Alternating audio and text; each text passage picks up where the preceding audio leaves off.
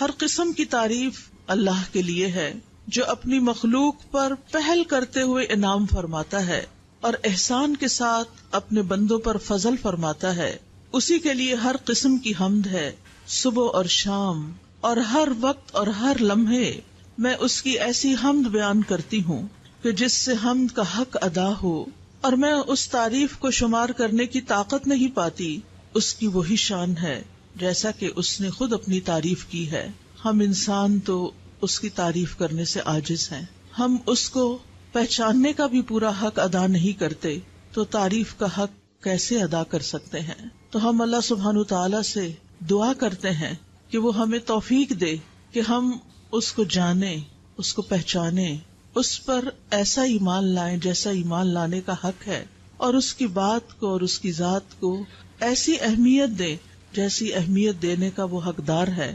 میری دعا ہے کہ اللہ سبحانہ تعالی ہماری زندگیوں میں سب سے اہم ہمارے رب کی ذات کو کر دے. ہمارے دلوں میں سب سے زیادہ محبت اسی کی ہو، ہمارے دلوں میں سب سے زیادہ اسی کی ملاقات کا شوق ہو، ہم اس کی رحمتوں کو محسوس کریں، ہم کبھی اس سے مایوس نہ ہوں. اللہ سبحانہ تعالی ہمیں آج کی اس مجلس سے بھرپور فائدہ اٹھانے کی توفیق عطا فرمائے. اللہ سبحانہ تعالی ہمارا خالق ہے، وہی ہمارا مالک ہے، وہی ہمارا رازق ہے، اور وہی ہماری حفاظت فرمانے والا ہے. ہم تو اپنی حفاظت بھی خود نہیں کر سکتے. ماں کے پیٹ میں ہماری حفاظت کس نے کی؟ اللہ رب العزت نے. پیدائش کے وقت کتنے تنگ راستے سے نکالا، کس نے ہمیں زندہ سلامت باقی رکھا؟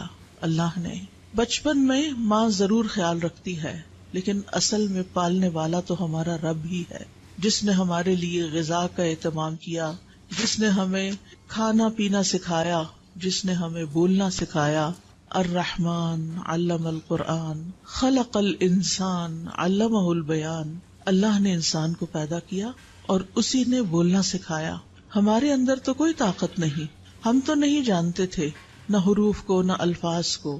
اسی نے ہمیں کان دیے، اسی نے ہمیں سنوایا، اسی نے ہمیں بلوایا، اسی نے ہمیں دکھایا، اسی نے ہمیں آنکھ اور کان اور دل دماغ اور سارے اعضاء دیے، جن کو ہم افسوس کے ساتھ یہ کہ اس کی فرما برداری کی بجائے اس کی نافرمانی میں استعمال کرنے لگتے ہیں. جن چیزوں کو دیکھنے سے وہ منع کرتا ہے ہم وہی دیکھنے لگتے ہیں، جن چیزوں کو سننے سے وہ منع کرتا ہے ہم وہی سننا شروع کر دیتے ہیں.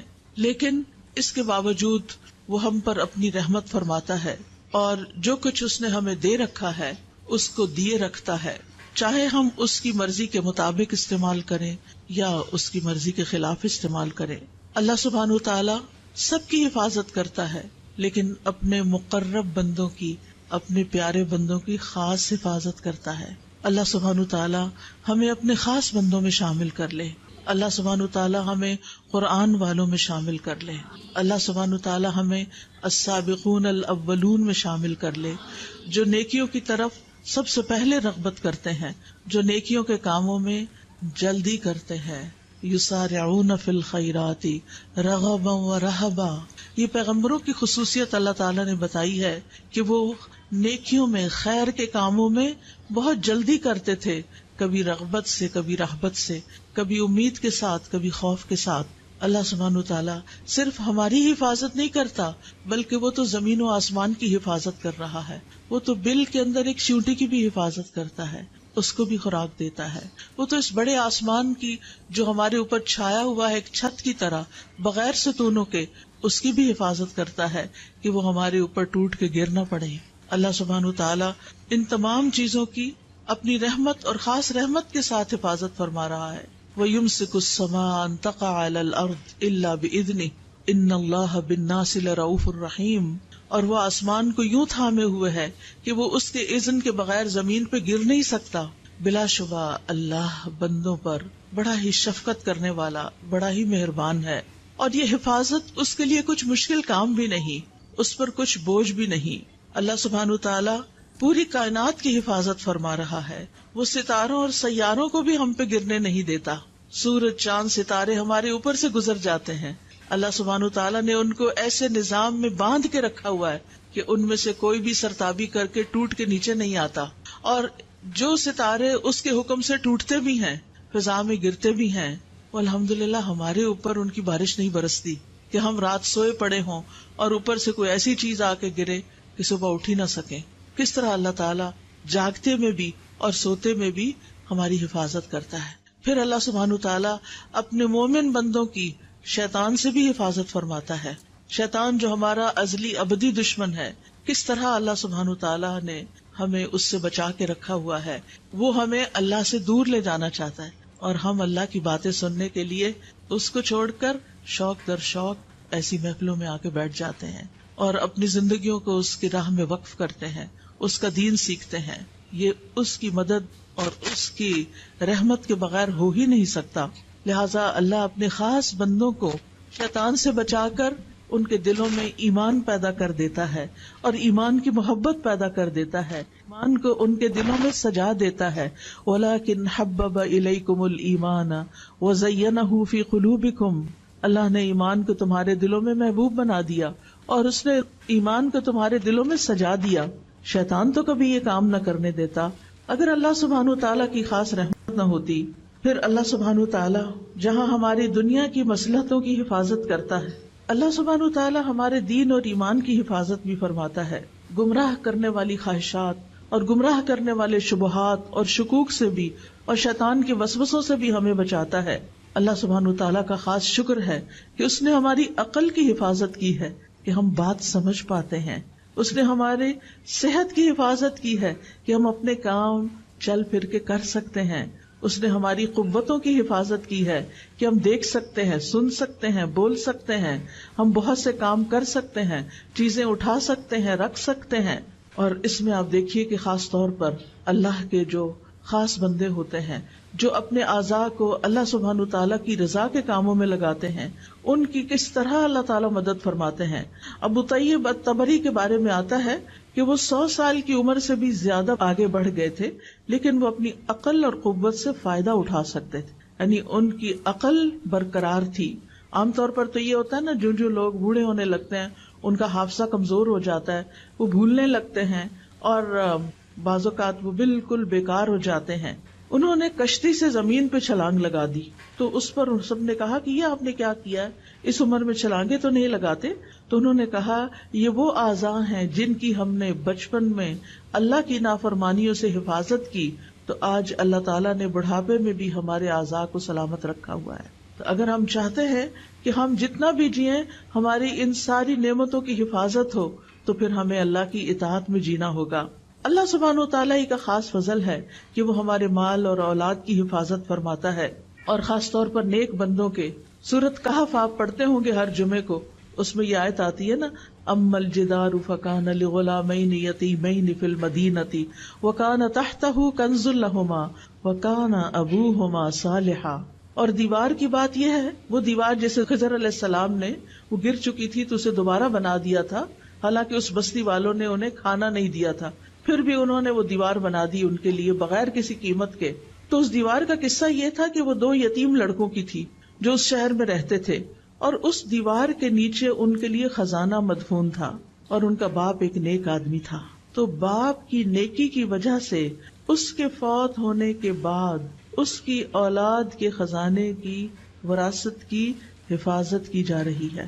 لیکن آج ہم دیکھتے ہیں کہ جب مال حرام سے کمایا جاتا ہے اور حرام جگہوں پہ خرچ کیا جاتا ہے اور اولاد کو بھی حلال حرام کی تمیز نہیں سکھائی جاتی، تو پھر آپ نے دیکھا ہوگا، سنا تو ہوگا کہ کس طرح اولاد باپ کے مرنے کے بعد اپنے ہی باپ کی چھوڑی ہوئی وراثت پر لڑ لڑ کے مرتی ہے، اور کیسے کیسے جھگڑتی ہے، اور کیسے کیسے وہ آپس میں پھر ایک دوسرے کے گلے کاٹتے، اور بعض اوقات قتل و غارت تک نوبت آ جاتی ہے.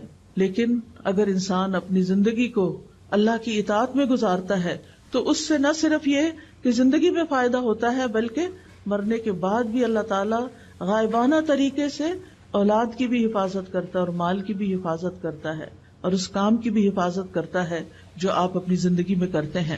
اس حفاظت کے لیے آج میں آپ کو ایک دعا سکھاؤں گی اور اس کا مطلب بھی بتاؤں گی، تاکہ ہم اس دعا کو اپنی زندگی میں شامل کریں اور اللہ تعالیٰ ہماری قوتوں کی حفاظت فرمائے، اور پھر یہ حفاظت ہمارے مرنے کے بعد بھی جاری رہے. میرے پیچھے کہیے، اللہم متعنی بسمعی وبصری واجعلہما الوارث منی وانصرنی علی من ظلمنی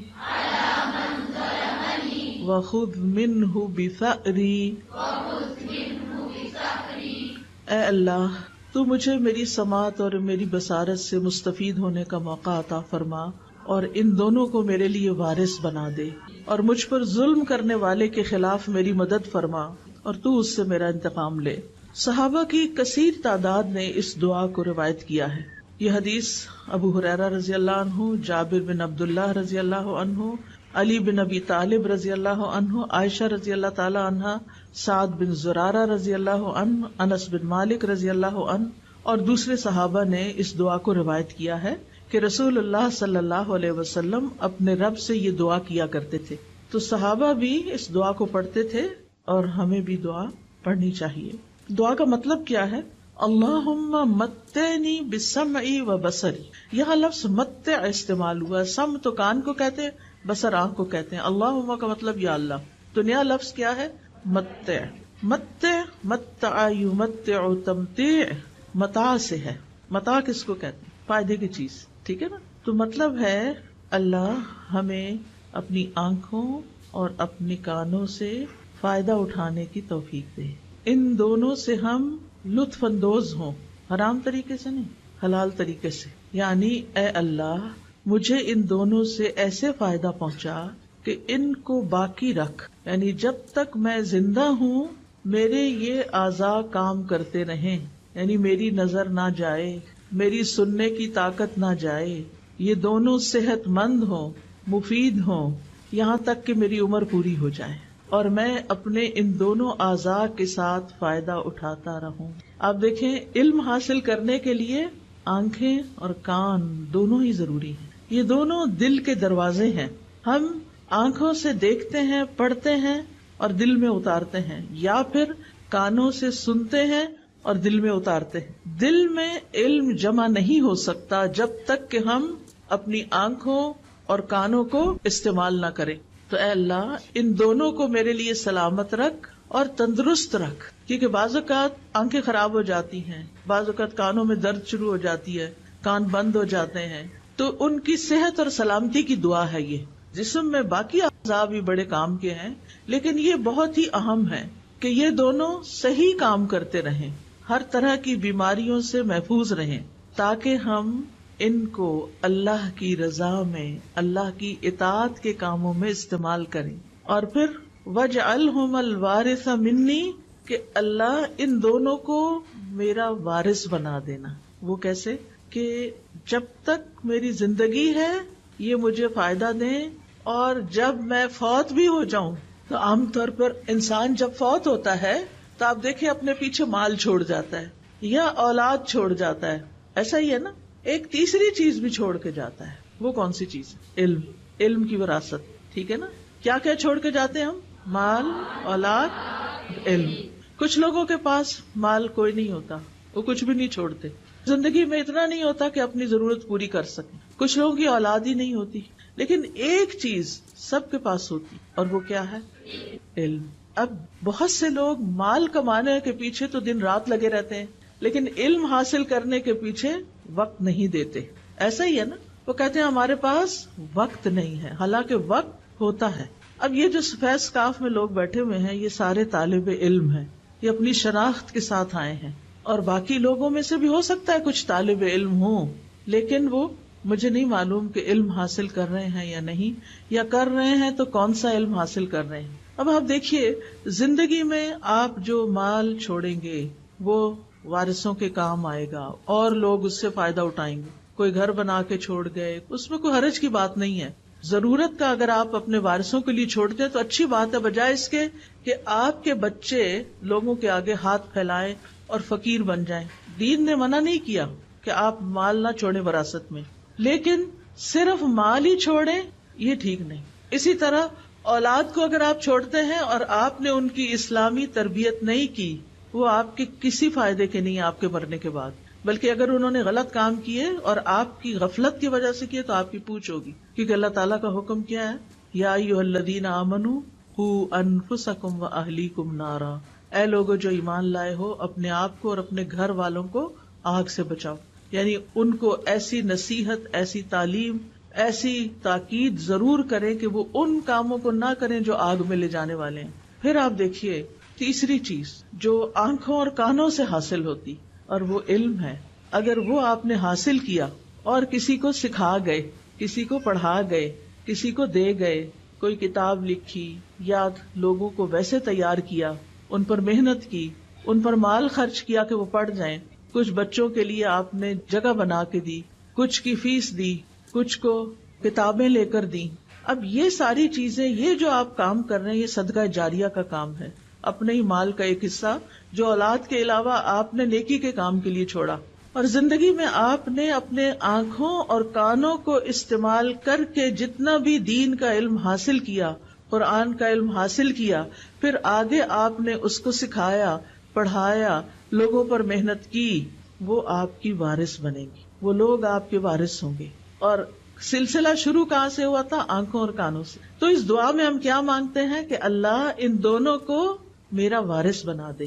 مرنے کے ساتھ ہی آنکھیں تو بند ہو جاتی ہیں، کان بھی نہیں سنتے، تو پھر کیسے وارث بنیں گے؟ وراثت تو مرنے کے بعد ہوتی ہے نا، زندگی میں تو وراثت نہیں ہوتی. وراثت تو وہ چیز ہوتی ہے کہ جو ہم مرنے کے بعد چھوڑ کے جاتے ہیں. تو اگر ہم نے دوسروں میں انویسٹ کیا، دوسروں میں اپنا علم انویسٹ کیا، اس کی مثال کیا ہے؟ مثلاً ایک چھوٹے سے بچے کو آپ نے سورت الفاتحہ سکھا دی جو اس کو پہلے نہیں آتی تھی، پھر آپ نے اس کو اس کا ترجمہ بھی بتا دیا، اس نے سورت بھی یاد کر لی، اس کا ترجمہ بھی یاد کر لیا. ایک حرف قرآن کا پڑھنے سے کتنی نیکیاں ملتی ہیں؟ 10. اور اگر آپ وہ کسی اور کو سکھا دیتے ہیں تو جتنی دفعہ وہ پڑھتا ہے اس کو بھی 10 مل رہی ہیں، 10 آپ کو بھی مل رہی ہیں. اب یہ بچہ 80 سال کی عمر تک زندہ رہتا ہے اور ہر روز دن میں 5 نمازوں کا پابند ہو گیا، کیونکہ آپ نے اس کو نماز کی پابندی بھی سکھا دی. کہ آپ نے 7 سال کی عمر میں اس کو یہ چیزیں سکھائیں، اس نے نماز شروع کر دی، وہ 80 سال تک نماز پڑھتا رہا، سمجھ کے پڑھتا رہا. وہ دن میں کم سے کم بھی اگر فرض پڑھے جائیں تو 17 فرض ہیں، 17 دفعہ اس نے ہر روز سورت فاتحہ پڑھی. ایک دفعہ سورت فاتحہ کے حرف گن کے دیکھیں کتنے سارے ہیں. وہ سارے حرف ان کو 10 سے ملٹی پلائی کریں کہ ایک دفعہ سورت فاتحہ وہ بچہ پڑھتا ہے تو آپ کو کتنی نیکیاں مل جاتی. اور دن میں 17 دفعہ، اور پھر وہ 80 سال پڑھتا رہا. آپ اپنی قبر میں سوئے ہوئے ہیں، وہ بچہ آپ کے علم کا وارث بنا ہوا ہے، وہ اس کو استعمال کر رہا ہے. آپ نے اس پر احسان کیا تھا، اب وہ احسان واپس آپ کی طرف آ رہا ہے. ان احسنتم احسنتم لانفسکم. آپ دیکھیے ہم سب مسلمان ہیں، ہم سب کو سورۃ فاتحہ تو آتی ہے نا، قل ھو اللہ احد تو آتی ہے نا. آپ دیکھیے کوئی گلی بازار ایسا نہیں مجھے دکھائی دیتا کہ جہاں بچے فارغ پھرتے نظر نہ آئیں. کوئی دکانوں پہ بےچارے غریب بیٹھے ہوئے ہیں، کوئی گلی بازاروں میں پھر رہے ہیں، ان کو کوئی پوچھنے والا نہیں، ان کی ماؤں کے پاس بھی علم نہیں، ان کے لیے کوئی مدرسہ نہیں، ان کے لیے کوئی گھر نہیں، ان کے لیے کوئی استاد نہیں. جبکہ اتنے مسلمانوں کو نماز تو آتی ہے نا. اگر اور کچھ نہیں آپ کر سکتے تو کچھ بچوں کو نماز ہی سکھا دیں اور نماز کا ترجمہ ہی سکھا دیں. کتنی بڑی وراثت چھوڑ کے جائیں گے آپ. اور اگر آپ ان کو ناظرہ قرآن پڑھا دیں اور پھر جب ناظرہ ختم کر لیں تو ساتھ ترجمہ، لفظی ترجمہ سکھا دیں. ضروری نہیں کہ ہر بندہ پورا عالم بنے، وہ پورا تفہیم دین کورس کرے، ہر ایک کے لیے پاسبل نہیں ہوتا. لیکن قرآن کی تلاوت تو سب نے کرنی ہوتی ہے نا روز، اللہ کا کلام ہے. تو اگر آپ خود پڑھا رہے ہیں بہت اچھا، اگر آپ نہیں پڑھا سکتے آپ انتظام کریں جگہ جگہ، جہاں آپ کے رشتہ داروں کے گھر ہیں، جہاں کہیں کہ اپنے گھر کا ایک حصہ، ایک کونا چند بچوں کے لیے مختص کرو. ایک ٹیچر مقرر کرو جس کی آپ ٹریننگ کریں، آپ اس کی تنخواہ دیں، وہ جم کے بچوں کو پڑھائے. وہ بھی آپ کا مال بھی لگ رہا ہے اور آپ کی ہدایت بھی وہاں جاری ہے. یہ بھی آپ کے وارث بن جائیں گے کیونکہ آپ نے انتظام کیا، آپ نے محنت کی، آپ نے ان کو شوق دلایا، آپ نے مال خرچ کر کے ٹیچر مقرر کی. 1-2 گھنٹے کے لیے شام کے وقت میں جب بچے اسکولوں سے آ جاتے ہیں، اپنے بچوں کو بھی بٹھا لیں، گلی محلے ہمسائے کے بچوں کو بھی بلا کے بٹھا لیں، ایک ٹیچر کا انتظام کر دیں. آپ خود سوچئے کہ آپ نے کتنا بڑا نفع کمایا، کیا کچھ پا لیا. اور کرتے کرتے اگر ہم سب جتنے بھی لوگ اس حال میں ہیں اگر سب یہ کام شروع کر دیں، میرا نہیں خیال کہ ہری پور کا کوئی ایک بچہ بھی جاہل رہ جائے گا. لیکن ہم نہ اپنا وقت دیتے ہیں، نہ اپنا مال لگاتے ہیں، اور نہ ہی اس طرف توجہ کرتے ہیں کہ یہ ہے خزانہ جو ہمیں ساتھ لے کے جانا ہے، یہ ہے وہ نعمت جو قبر میں ہمارے پیچھے ہمارے کام آئے گی. تو وَاجْعَلْهُمَ الْوَارِثَ مِنِّي، اللہ میرے ان دونوں حواس کو مرتے دم تک سلامت رکھنا کہ میں ان سے تیری کتاب پڑھتی رہوں، پڑھاتی رہوں. پھر اسی طرح وَانصُرْنِي عَلَىٰ مَن يَظْلِمُنِي، اور اے اللہ تو میری مدد فرما اس کے مقابلے میں جو مجھ پہ ناحق زیادتی کرے. کیونکہ بعض اوقات لوگ جن کے پاس تھوڑی سی بھی طاقت ہوتی ہے ہمیں کمزور سمجھ کر ہمارے اوپر ظلم کرتے ہیں. یہ مختلف طرح کے ظلم ہو سکتے ہیں. مختلف طرح کے کیا ظلم ہو سکتے ہیں کہ بعض لوگ آپ کو ایموشنلی بلیک میل کرتے ہیں اور آپ پہ ظلم کرتے ہیں، بعض آپ کا مال چھین لیتے ہیں، بعض آپ کی وراثت کا حصہ چھین لیتے ہیں، بعض لوگ آپ کے اوپر ناحق الزام لگاتے ہیں. آپ نے کوئی غلط کام کیا نہیں ہوتا اور وہ کیا کرتے ہیں، وہ آپ کے اوپر جھوٹے الزام لگا دیتے ہیں اور ہم کچھ بھی کر نہیں پاتے. ہم مظلوم ہوتے، یا اللہ، پھر کس کو پکارتے ہیں؟ اللہ کو پکارتے ہیں، یا اللہ تو ہی ہے ہمارا، تو ہماری مدد فرما اور اس ظلم کے مقابلے میں تو میرا ساتھ دے. اس لیے یہ دعا بڑی ہی ضروری ہے. اور ظلم کی کئی قسمیں ہوتی ہیں، صرف مار دھاڑی ظلم نہیں ہوتا. کسی کو بلیک میل کرنا، کسی کے اوپر جھوٹے الزام لگانا، یہ ساری چیزیں ظلم میں آ جاتی ہیں. اور وَخُذْ مِنْهُ بِثَأْرِي، اللہ جو مجھ کو ظلم کر رہا ہے نا تو اس سے میرا بدلہ لے اور میرا حق مجھے دلا دے. کیونکہ بعض لوگ ظلم کر کے سمجھتے ہیں وہ صحیح کر رہے ہیں، ان کو یہ پتہ ہی نہیں ہوتا کہ ہم کسی کا حق مار رہے ہیں. تو وہ اللہ سبحانہ تعالیٰ سے آپ دعا کریں کہ وہ آپ کو آپ کا حق دلائے، اور اللہ سبحانہ تعالیٰ دلا سکتا ہے. اور پھر آپ دیکھیے کہ بعض اوقات یہ بھی ہوتا ہے کہ صرف لوگ ظالم نہیں ہوتے، ہم بھی ظالم بن جاتے ہیں. کسی ایک نے ہمارے خلاف کوئی بات کی ہوتی ہے، ہم ان کے پورے خاندان کو رگیٹ دیتے ہیں. اب وہ ظالم تو ہے لیکن جو مظلوم تھا وہ ظالم بن چکا اور دوسروں کے اوپر الزام تراشی کر رہا ہے، سب کو بیچ میں رگید رہا ہے، فلاں بھی ہے، فلاں بھی، فلاں بھی. اور بعض اوقات ہم سوچے سمجھے بغیر ایسی باتیں کر رہے ہوتے ہیں. تو اس میں ہمیں ضرور خیال رکھنا چاہیے کہ یا اللہ سارے لوگ نہیں، جس نے مجھ پہ جو اصل کلپریٹ ہے بس میں صرف اسی کے خلاف تیری مدد چاہتی ہوں، مجھے دوسرے لوگوں سے کوئی شکایت نہیں. کیونکہ بعض اوقات کسی کا بیٹا ہو سکتا ہے، کسی کا باپ ہو سکتا ہے، تو اگر بیٹا ظالم ہے تو باپ کا تو قصور نہیں، وہ تو روکتا ہے لیکن وہ ظلم سے باز نہیں آتا.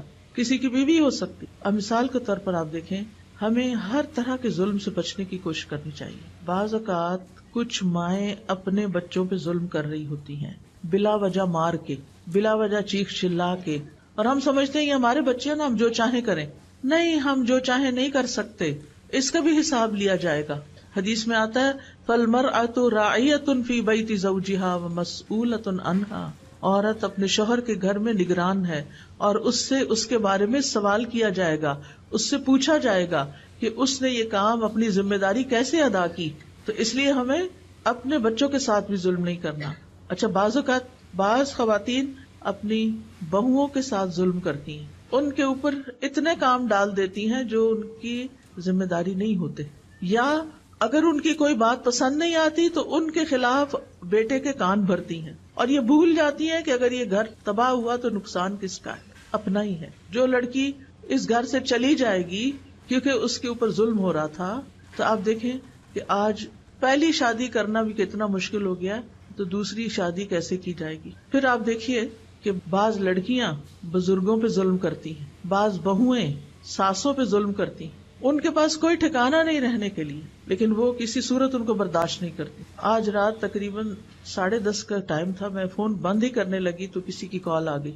کوئی بزرگ خاتون تھی، بہت رو رہی تھی. میں پریشان ہوئی کہ ان کو کیا ہوا، ان کے منہ سے بات نہیں نکل رہی تھی. تو انہوں نے بتایا کہ میں بیمار ہوں، یعنی میری اب اتنی عمر ہو گئی ہے، میرے ساتھ بیمار بیٹی رہتی ہے، کوئی بیٹا ساتھ رہنے کو تیار نہیں، میں کدھر جاؤں. خیر میں نے ان کو تسلی دی، آپ اپنے گھر میں رہیں، آپ کو کہیں نہیں جانا، اللہ آپ کے ساتھ ہے، اللہ آپ کی مدد کرے گا. ٹھیک ہے، میں سمجھتی ہوں کہ بعض اوقات بزرگ چھوٹی چھوٹی باتوں میں ناراض ہو جاتے ہیں، انٹرفیئر کرتے ہیں، گھروں کا ماحول خراب ہوتا ہے، لیکن پھر بھی یہ تو کہیں نہیں نا کہ ان کو چھوڑ کے انسان کہیں اور چلا جائے، ان کو تنہا چھوڑ دے.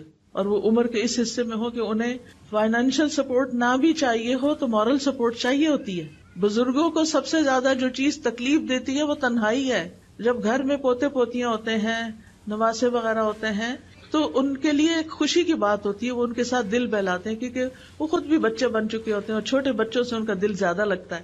لیکن اگر لڑکیاں چند دن کے لیے بھی برداشت نہیں کر سکتی تو انہیں سوچنا چاہیے کہ ان پر بھی ایک وقت آنے والا ہے. وہ سمجھتے ہیں اس وقت وہ اپنے بچوں سے کھیل رہی ہیں، وہ ساری زندگی ان کے بچے رہیں گے. آپ اپنے ماں باپ کے ساتھ جو کرتے ہیں وہ واپس پلٹتا ہے. یہ زندگی ایک امتحان ہے. اس زندگی میں انسان پر آزمائشیں آتی ہیں، کبھی اپنے گھر کے اندر سے ہی آتی ہیں. اللہ سبحانہ وتعالیٰ فرماتے ہیں وَجَعَلْنَا بَعْضَكُمْ لِبَعْضٍ فِتْنَةً أَتَصْبِرُونَ، ہم نے تم میں سے بعض کو بعض کے لیے آزمائش بنایا ہوا ہے، کیا تم صبر کرو گے؟ تو حل کیا ہے؟ صبر و برداشت، ایک دوسرے کو برداشت کرنا، اپنے آپ کو مشغول کرنا، ان مسائل کا حل تلاش کرنا. یعنی اگر کوئی گھر میں بزرگ ایسا ہے جس نے آپ کی زندگی حرام کی ہوئی ہے تو بجائے اس کے کہ اسے گھر سے باہر نکال پھینکیں، یہ مسئلے کا حل نہیں ہے.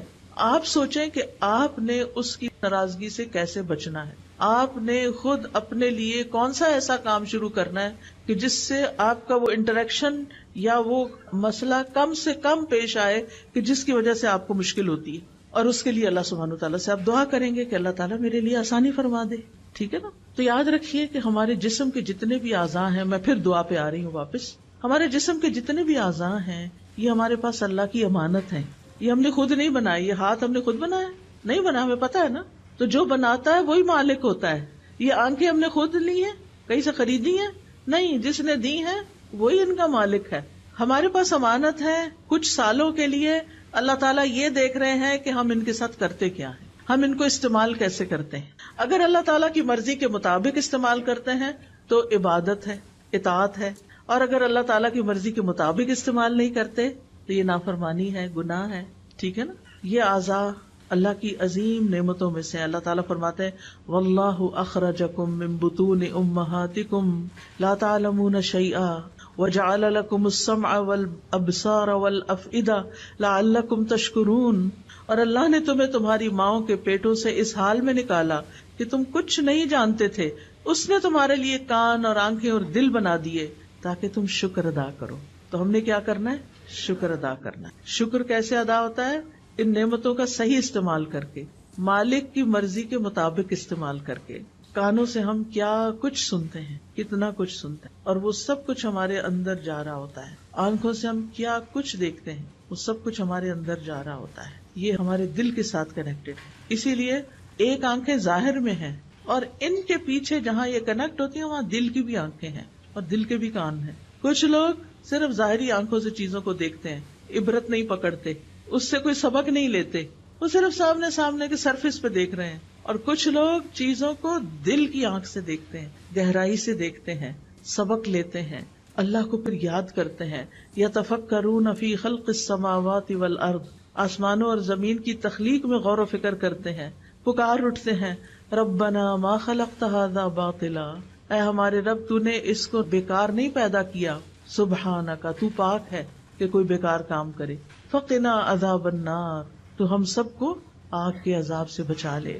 اور پھر آپ دیکھیے کہ اللہ تعالیٰ کی پہچان کے بعد اللہ کے کلام کو پڑھنے کے لیے، سمجھنے کے لیے کان اور آنکھ کا ہونا اور صحت مند ہونا یہ بہت بڑی نعمت ہے. اور پھر اس کا صحیح رستے پر استعمال کرنے کی توفیق ہونا یہ بہت بڑی نعمت ہے. ابن قیم کہتے ہیں بندے کے اعضاء میں سے ہر عضو میں اللہ کے لیے عبودیت ہے جو اسی عضو کے ساتھ خاص ہے، اور ایک اطاعت ہے جو اس سے مطلوب ہے.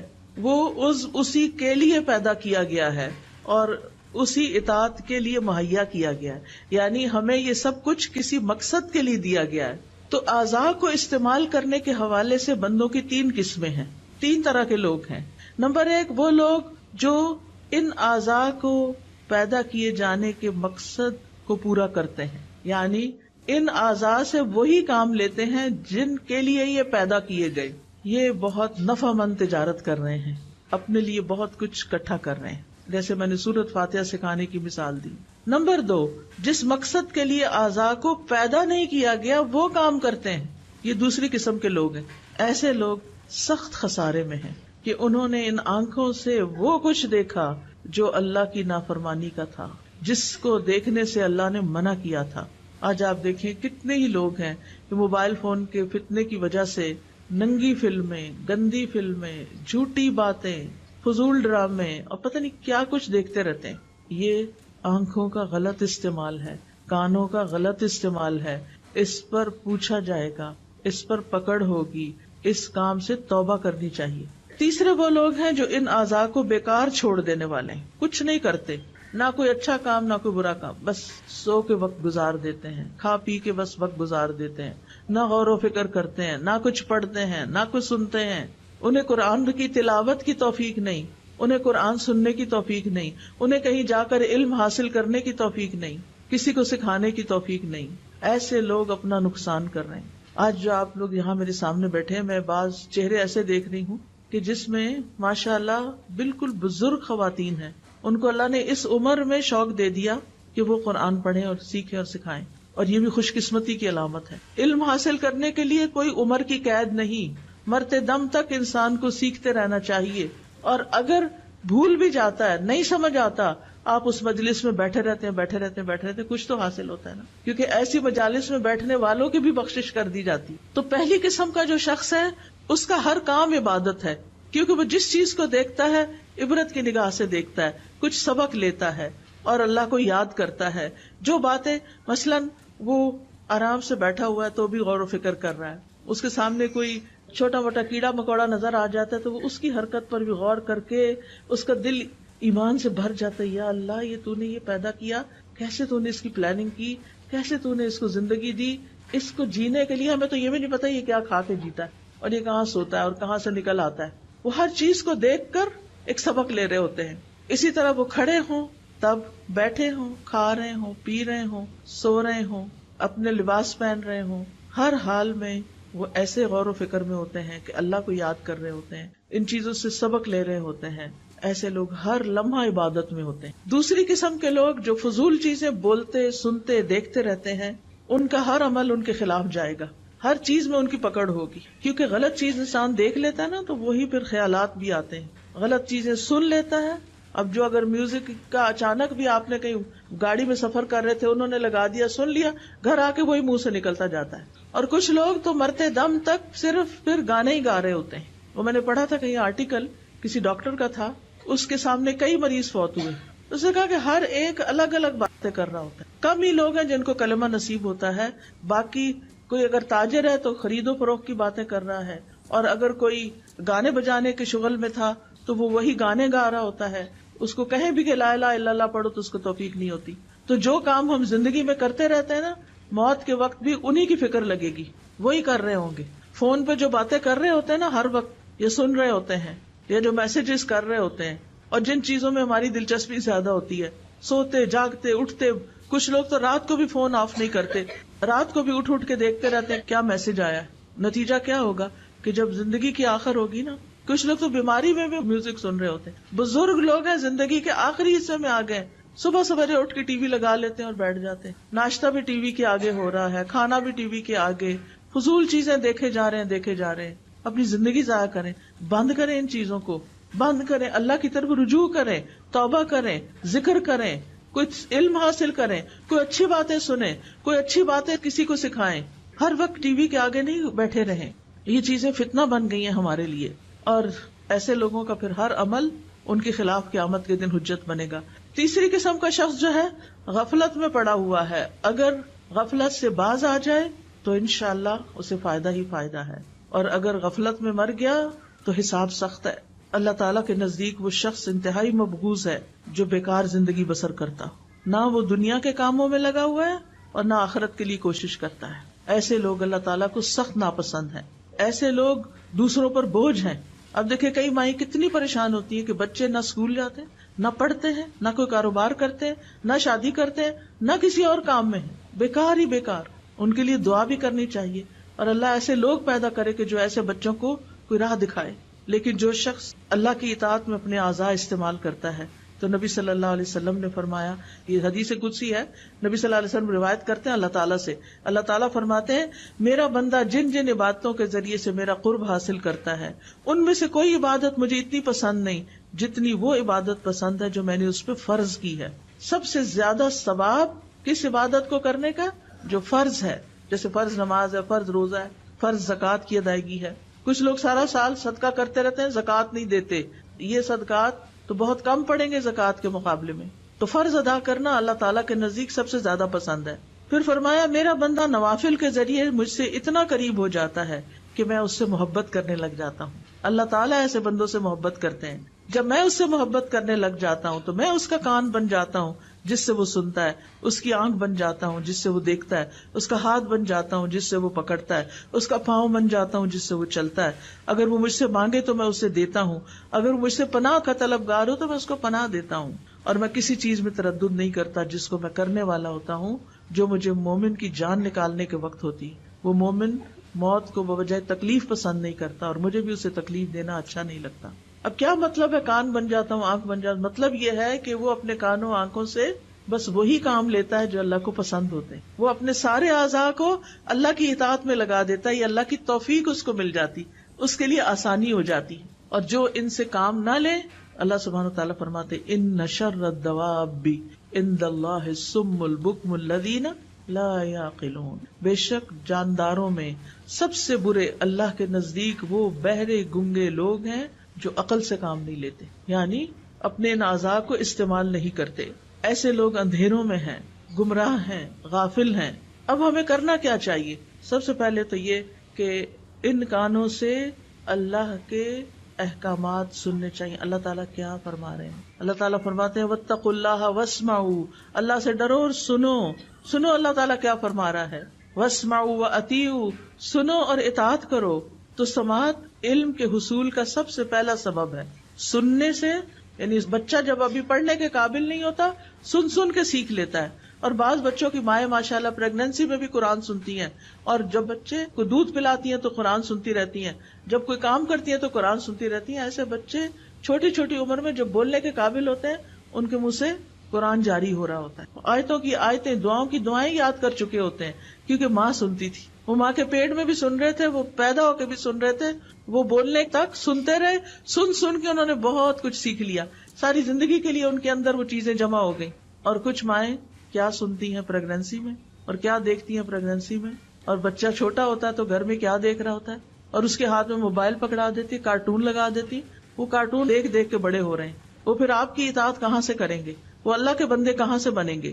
سفیان ابن عیینہ کہتے ہیں علم کی ابتدا غور سے سننے سے ہوتی ہے، پھر خاموش ہو کر سننا، پھر اس کو یاد کرنا، پھر اس پر عمل کرنا، پھر اس کو آگے پہنچانا. کیونکہ جب تک سنیں گے نہیں اس وقت تک سیکھیں گے نہیں، اور اگر سیکھیں گے نہیں تو ہدایت کہاں سے ملے گی. اور یہ بھی یاد رکھیے اللہ جس میں خیر دیکھتا ہے اس کو سنوا دیتا ہے، اور پھر جو سنتے نہیں یا سنی انسنی کر دیتے ہیں تو پھر وہ اپنے آپ پر خود ظلم کرتے ہیں. دوسرے یہ کہ کچھ لوگ ایسی چیزیں سنتے ہیں جو حرام ہیں، لغو ہیں، موسیقی ہے جیسے، اور لہو و لعب کی چیزیں ہیں، یا پھر غیبت، جھوٹ، چغلی، فضول باتیں، لغو باتیں. تو یہ اللہ کی نافرمانی کے کام ہے. تیسرے ایسے ہیں جنہوں نے وہ باتیں سنی جو کام کی تھی، اور کبھی ایسی بھی سن لی کہ جو لغو تھی. جو ہی وہ لغو سنتے ہیں تو وہاں سے اعراض برتتے ہیں. وَإِذَا سَمِعُوا اللَّغْوَ أَعْرَضُوا عَنْهُ. یہ عباد الرحمان کی صفات ہیں کہ بیہودہ باتیں انہیں پسند نہیں، فضول باتوں میں ان کا دل نہیں لگتا، اور اس میں وہ اپنا وقت ضائع نہیں کرتے. ہم سب کو بھی سوچنا چاہیے کچھ بھی بولنے سے پہلے، منہ کھولنے سے پہلے اس بات کی کتنی ضرورت ہے کرنے کی، اور اگر نہیں تو فالتو میں باتیں نہیں کرتے جانا چاہیے. کچھ لوگ تو کسی وقت چپ بیٹھتے ہی نہیں، نہ وہ غور و فکر کرتے ہیں، نہ وہ ذکر کرتے ہیں، وہ صرف باتیں باتیں باتیں. بہت زیادہ بولنا بھی ایک آفت ہے. بولیں اس وقت جب آپ کے بولنے کی کوئی قیمت ہو، ہر وقت نہیں باتیں کریں. پھر آپ دیکھیے کچھ چیزوں کو سننا عبادت ہے، جیسے قرآن کی تلاوت سننا، کوئی علم کی چیز سننا، کوئی اچھا لیکچر سننا. نبی صلی اللہ علیہ وسلم بعض اوقات صحابہ کو کہتے تھے کہ وہ قرآن کی تلاوت کریں اور آپ سنیں، اور آپ سنتے تھے، آپ کو سننا پسند تھا. ان کا طریقہ یہ ہوتا تھا کہ وہ کسی جماعت میں بیٹھتے تو حلقہ بنا لیتے، ایک پڑھتا اور باقی سب سنتے، پھر دوسرا پڑھتا سنتے. اس طرح دور ہوتا ہے. مثلاً آپ نے تجوید بھی سیکھ لی، قرآن پڑھ لیا، سب کچھ، آپ حلقہ ایک بنا کے اپنا اپنا سب پڑھ سکتے ہیں. اگر ایک ٹیچر بیچ میں ہو تو وہ کریکشن بھی کر سکتی ہے. عبداللہ بن مسعود کہتے ہیں مجھ سے نبی صلی اللہ علیہ وسلم نے فرمایا مجھے قرآن پڑھ کر سناؤ. میں نے کہا آپ کو میں پڑھ کے سناؤں؟ وہ تو آپ پہ نازل ہوا ہے. آپ نے فرمایا میں دوسرے سے سننا چاہتا ہوں. اس لیے قرآن سننا ایک عبادت ہے. آپ بھی ضرور سنا کریں، کچھ وقت نکالا کریں کہ آپ تلاوت سنیں اور خاموشی سے سنیں. وَإِذَا قُرِئَ الْقُرْآنُ فَاسْتَمِعُوا لَهُ. وَأَنصِتُوا لَعَلَّكُمْ تُرْحَمُونَ، جب قرآن پڑھا جائے تو اسے کان لگا کے سنو اور چپ رہو تاکہ تم پہ رحم کیا جائے. تو قرآن سننے سے اللہ کی رحمت آتی ہے. پھر کانوں سے وہ چیزیں نہ سنیں جو حرام ہیں، جیسے غیبت، چغلی. اگر کوئی کر رہا ہو تو اس کو روکیں، یعنی غیبت کرنے والا تو مجرم ہے ہی، سن کے ہاں میں ہاں ملانے والا بھی برابر کا شریک ہے. اس لیے اگر کوئی کر رہا ہو تو دلچسپی نہ لیں اور ادھر ادھر بات کو ختم کرنے کی کوشش کریں. پھر اسی طرح اگر کوئی دین کا مذاق اڑا رہا ہو اس مجلس سے اٹھ جائیں، وہاں نہ بیٹھیں. پھر اسی طرح تجسس نہ کریں، کان لگا کے دوسروں کی باتیں نہ سنیں. کانوں کے زنا سے بھی بچیں، اور کانوں کا زنا فحش باتیں سننا ہے. فحش گفتگو کرنے سے بچیں تاکہ آپ بولیں اور آپ کے کان سنیں، یہ بھی غلط ہے. پھر اسی طرح لغو باتیں نہ سنیں، جھوٹ نہ سنیں. اسی طرح آنکھوں کا صحیح استعمال کریں، کائنات میں غور و فکر کریں، عبرت حاصل کریں، اچھی کتابیں پڑھیں، قرآن کی تفاسیر پڑھیں، احادیث پڑھیں. ابن تیمیہ کہتے ہیں اللہ سبحانہ وتعالیٰ نے اپنی کتاب میں آنکھوں کو جھکا کر رکھنے کا حکم دیا ہے. اس کی 2 اقسام ہیں. پہلی، پردے کے لائق مقام کو دیکھنے سے نظر جھکانا، یعنی عورتوں کو نہیں دیکھنا چاہیے. دوسری، شہوت کے مقام کو دیکھنے سے نظر جھکانا، یعنی کسی کی شرمگاہ کو نہیں دیکھنا چاہیے. آنکھ کا بھی حساب ہوگا کہ کہاں کہاں کیا دیکھتے رہے. لہٰذا ایسی تصویریں بھی نہ دیکھیں کہ جو ننگی ہوں، جس میں دوسروں کی عورت نظر آ رہی ہو. حرام چیزوں کی طرف نہ دیکھیں، فحش ویڈیو، فحش تصاویر. پھر اسی طرح غیر محرم مردوں کو نہ دیکھیں. کوئی ضرورت کی بات ہو تو کر لیں، ورنہ خواہ نہ دیکھتے چلے جائیں. اپنی نگاہیں جھکا کے رکھیں. اور اسی طرح مرد بھی، کیونکہ دونوں کے لیے اللہ تعالیٰ نے الگ الگ حکم دیا، عورتوں کو بھی دیا، مردوں کو بھی دیا. آنکھ کی حفاظت کرنے والے کے لیے جنت کا وعدہ بھی ہے، اور جو شخص حرام سے اپنی آنکھیں بچا کے رکھتا ہے اللہ اس کی عبادت میں لذت پیدا کر دیتا ہے. آنکھوں کو اللہ کے راستے میں جگائیں بھی، بہت زیادہ سوتے نہ رہیں. کچھ لوگ رات کو بھی سوتے پھر دن کو اٹھتے پھر دوبارہ دن کو بھی سوتے ہیں. اپنی نیند کو کم کریں. پھر اللہ کے ڈر سے روئیں بھی. قرآن کو دیکھ کر پڑھیں چاہے آپ کو حفظ ہو. نبی صلی اللہ علیہ وسلم نے فرمایا جو آدمی چاہتا ہے کہ اسے اللہ اور اس کے رسول سے محبت ہو، اسے قرآن مجید کی تلاوت مصحف دیکھ کے کرنی چاہیے. بعض اوقات ہم موبائل پہ ہی پڑھ لیتے ہیں سفر وغیرہ میں، لیکن افضل یہی ہے کہ ہم قرآن مجید سے ہی پڑھیں، اس کو دیکھ کے پڑھیں. پھر اسی طرح غور و فکر کرتے ہوئے اپنے کام پہ نظر رکھیں، ادھر ادھر نہ دیکھیں وہ کیا کر رہا ہے وہ کیا کر رہا ہے. بعض لوگ لیکچر میں آتے ہیں، ذرا سا کوئی اٹھا ہلا جلا سب سننا چھوڑ کے، دیکھنا چھوڑ کے ادھر دیکھنا شروع ہو جاتے ہیں اور پیچھے پیچھے ان کے چلتے جاتے ہیں. کیا حاصل، کیا کمایا آپ نے؟ ایک بندہ ہے دیر سے آیا ہے، اب وہ جگہ دیکھ رہا ہے اپنی، تو ساتھ آپ اس کو جگہ ڈھونڈ کے دے رہے ہیں. آپ اپنی جگہ پہ بیٹھ کے کیا کریں گے اس کے لیے اگر آپ توجہ اپنی ادھر لگائے ہوئے ہیں. پھر اسی طرح دعا کا جو ایک آخری حصہ ہے وہ ظالم کے خلاف اللہ سے مدد چاہنا ہے. انسان کی زندگی میں کچھ بھی مشکلات آئیں سب سے پہلے اللہ پہ توکل کریں. میرا یہ مسئلہ اللہ حل کرے گا، اللہ پر بھروسہ کریں. وَمَن يَتَوَكَّلْ عَلَى اللَّهِ فَهُوَ حَسْبُهُ، جو اللہ پہ بھروسہ کر لیتا ہے اللہ تعالیٰ اس کے لیے کافی ہو جاتا ہے. یہ کہا کر اللہ تو میرے لیے کافی ہے ان سب کے مقابلے میں. حسبی اللہ ونعم الوکیل نعم المولا ونعم النصیر. اور یہ یقین رکھیں اللہ کے اذن کے بغیر کوئی مخلوق آپ کو نقصان نہیں دے سکتی، کوئی آپ کا کچھ نہیں بگاڑ سکتا. لوگوں کی اذیتوں کے مقابلے پر اللہ کی مدد لیں، اللہ کا سہارا لیں. مخلوق کے شر سے صرف اللہ ہی بچا سکتا ہے. یعقوب علیہ السلام اور ان کے محبوب لاڈلے بیٹے یوسف علیہ السلام کے درمیان ایک عرصے تک جدائی ہو گئی تھی، مشکل آئی تھی، آزمائش آئی تھی، لیکن انہوں نے کیا کہا تھا؟ فاللہ خیر حافظا وہو ارحم الراحمین. ان کو نہیں پتا تھا بیٹا کہاں ہے.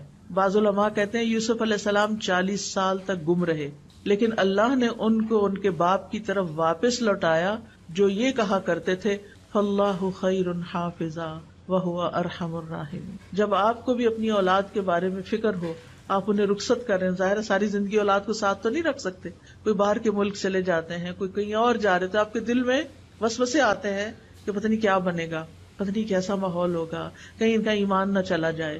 تو یہ دعا پڑھا کریں اللہ خیر حافظا وہو ارحم الراحمین. ابراہیم علیہ السلام کی حفاظت کس نے کی تھی؟ اللہ نے. آگ سے بچا لیا تھا. موسیٰ علیہ السلام کی حفاظت پانی میں کس نے کی تھی؟ اللہ نے. سلیمان علیہ السلام کی حفاظت کس نے کی تھی؟ اللہ نے. جنوں سے ان کو بچایا تھا. عیسیٰ علیہ السلام کی حفاظت کس نے کی تھی کہ ان کو ان کے دشمنوں سے بچا کے آسمان پہ اٹھا لیا تھا؟ اللہ نے. اللہ اپنے بندوں کی غیبی مدد کے ذریعے حفاظت کرتا ہے. رسول اللہ صلی اللہ علیہ وسلم کی غار ثور میں حفاظت کس نے کی تھی؟ اللہ نے. لہذا جب آپ دعا مانگے، آپ کو خوف ہو، خطرہ ہو دشمنوں سے، تو آپ یہ کہا کرنا اللہ جیسے آپ نے ابراہیم علیہ السلام کی حفاظت کی، جیسے آپ نے باقی ایک ایک کا نام لے کے جو میں نے ابھی آپ کو ذکر کی، اللہ میرے بچوں کی بھی ایسے ہی حفاظت فرما۔ اللہ سبحانہ تعالیٰ نے ہر بندے کی حفاظت کا ذمہ لیا ہوا ہے۔ مجاہد کہتے ہیں ہر انسان پر ایک فرشتہ مقرر ہے جو نیند کی حالت میں اور جاگتے ہوئے اس کی جنات، انسانوں اور کیڑے مکوڑوں سے حفاظت کرتا ہے۔ اور خاص طور پر اگر آپ رات کو آیت الکرسی پڑھ کے سوتے ہیں، آمن الرسول آخر تک پڑھ کے سوتے ہیں، تو آپ کے لیے فرشتے مقرر کر دیے جاتے ہیں جو آپ کی حفاظت کرتے ہیں۔ کعب احبار کہتے ہیں اگر اللہ تعالیٰ تم پر فرشتے مقرر نہ کرتا جو تمہارے کھانے، تمہارے پینے، تمہارے پردے کی چیزوں میں تمہارا دفاع نہ کرتے تو جن تمہیں اچک کے لے جاتے، لیکن یہ اللہ ہی حفاظت کرتا ہے اور فرشتوں کے ذریعے کرتا ہے۔ تو اب دعا کر لیتے ہیں اللہ سبحانہ وتعالی ہماری حفاظت فرمائے۔ سبحان اللہ والحمد للہ ولا الہ الا اللہ واللہ اکبر ولا حول ولا قوة الا باللہ العلی العظیم۔ اللہم صلی علی محمد وعلی آل محمد کما صلیت علی ابراہیم وعلی آل ابراہیم انک حمید مجید۔ اللہم بارک علی محمد وعلی آل محمد کما بارکت علی ابراہیم وعلی آل ابراہیم انک حمید مجید۔ اللہم اصلح لی سمعی وبصری واجعلہم الوارثین منی وانصرنی علی من ظلمنی وارنی منہ ثأری۔ اے اللہ میری سماعت اور میری بصارت کی اصلاح کر دے اور ان دونوں کو میرا وارث بنا دے۔ جو مجھ پہ ظلم کرے اس کے خلاف میری مدد فرما اور مجھے اس سے انتقام لے کر دکھا۔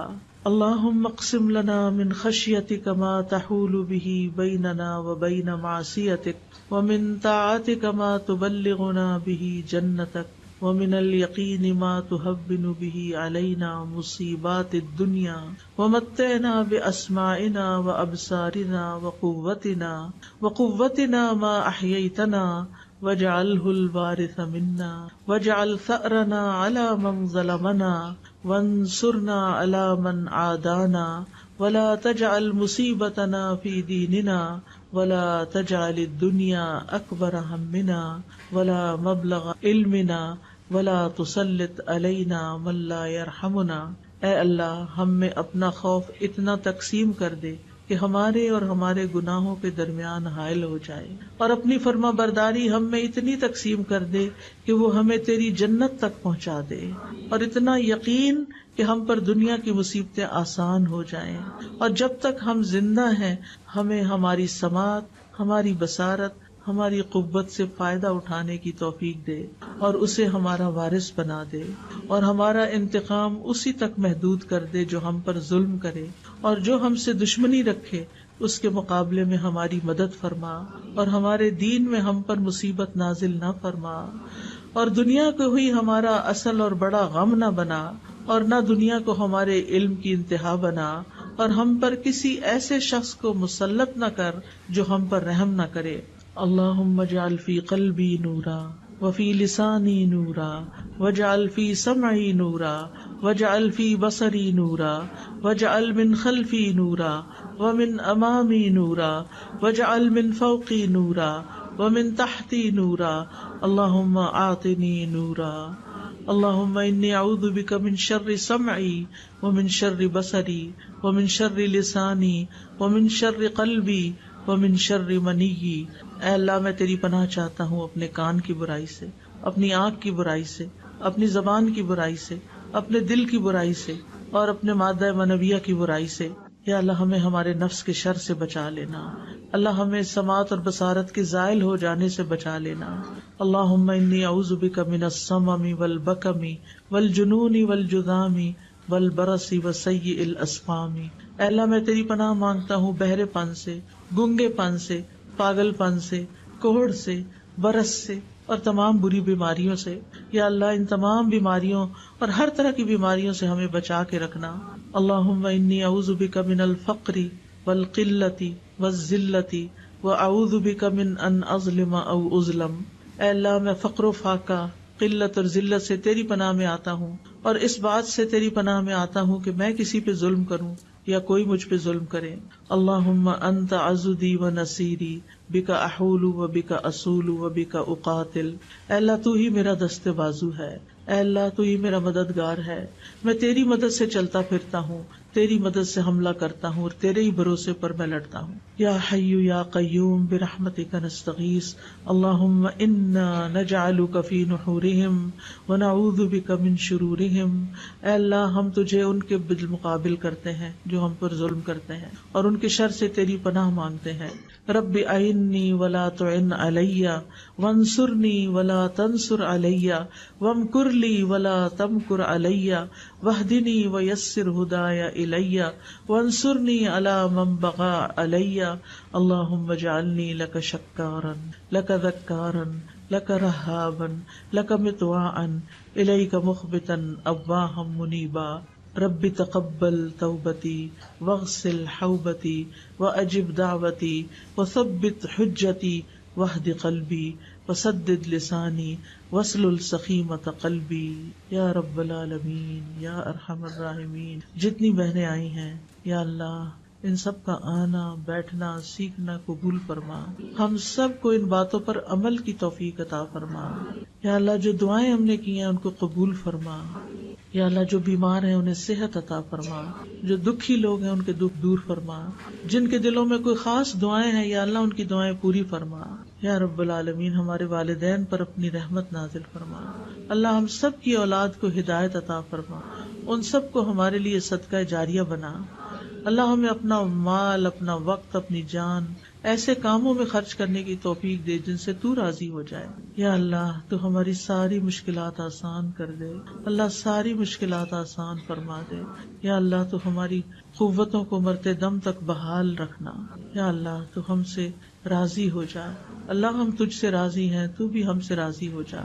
ربنا تقبل منا انك انت السميع العليم وتب علينا انك انت التواب الرحيم. وصلى الله تعالى على خير خلقه محمد وعلى آله واصحابه واهل بيته اجمعين برحمتك يا ارحم الراحمين. الہی آمین. سبحانك اللهم وبحمدك اشهد ان لا اله الا انت استغفرك واتوب اليك.